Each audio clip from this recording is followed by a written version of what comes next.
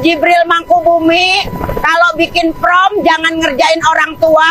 Gua disuruh adegan ini. Lu kira angkot tuh? Ardi, lu kalau mau kurban yang jelas atuh. Ini kalau dia yang makan kita gimana? Ampun dah, terserah lu lah Ar. Kamu tahu dari 2 video tadi? Yaps, itu adalah buatan AI. Yuk, mari kita bahas. Halo teman-teman, kali ini kita akan membahas AI. Pernahkah kamu bertanya, sebenarnya apa itu AI? Kenapa belakangan ini kita begitu sering mendengar kata itu? Di berita, di media sosial, bahkan di obrolan santai. Hari ini, kita akan menyelami dunia AI, bukan dengan rasa takut, tapi dengan pemahaman. Karena saat kita memahami sesuatu, kita tidak mudah dikendalikan oleh ketakutan. Mari kita mulai dari yang paling dasar. Apa itu AI? AI atau Artificial Intelligence adalah kecerdasan buatan. Tapi jangan salah, kecerdasan di sini bukan seperti otak manusia yang hidup. AI adalah sistem atau mesin yang dirancang untuk meniru cara berpikir manusia, mengenali pola, membuat keputusan, bahkan belajar dari pengalaman. Bayangkan AI seperti anak kecil yang terus belajar. Tapi bedanya, ia belajar dari data, bukan dari hidup. AI diciptakan pertama kali di mana? AI bukanlah hal baru. Konsepnya sudah ada sejak tahun 1956, saat sekelompok ilmuwan berkumpul di Dartmouth College, Amerika Serikat, dalam sebuah konferensi kecil yang mengubah sejarah. Saat itu, mimpi mereka sederhana.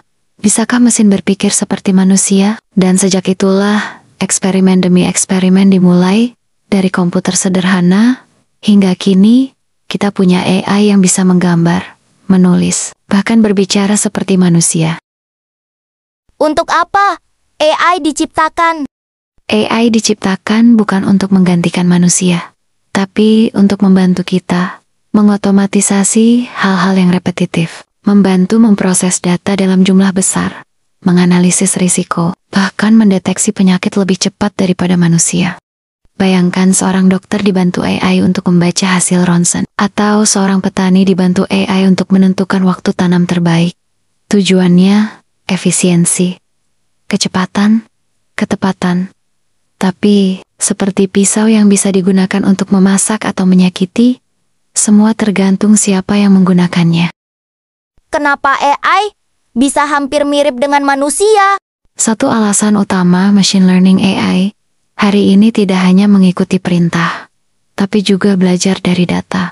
Semakin banyak data yang diberikan, semakin pintar AI tersebut. Ia bisa belajar cara berbicara, mengenali emosi, meniru gaya menulis, bahkan merespons dengan empati, meski itu hanya simulasi.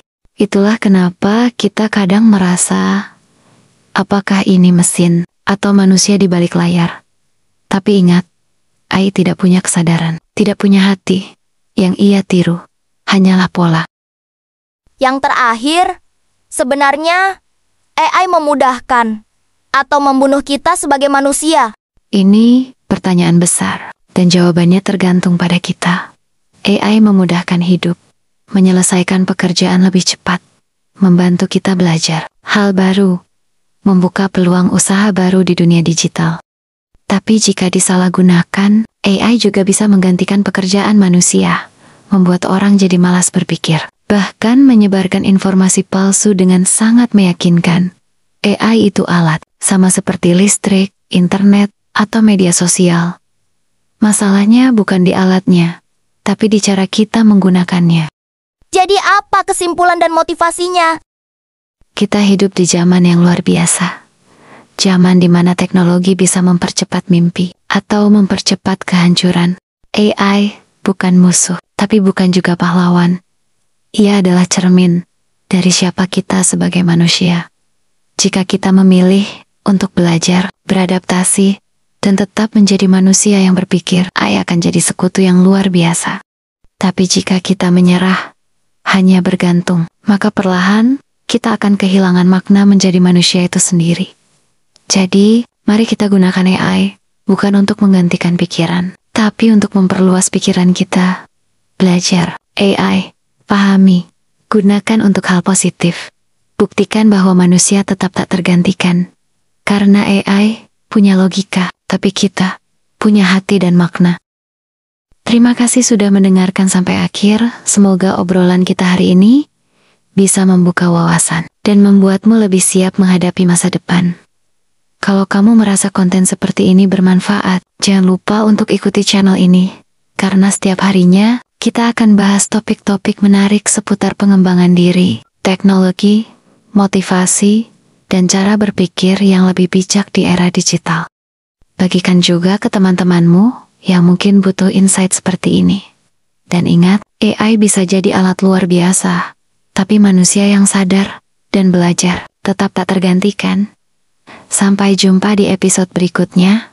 Tetap semangat dan terus bertumbuh.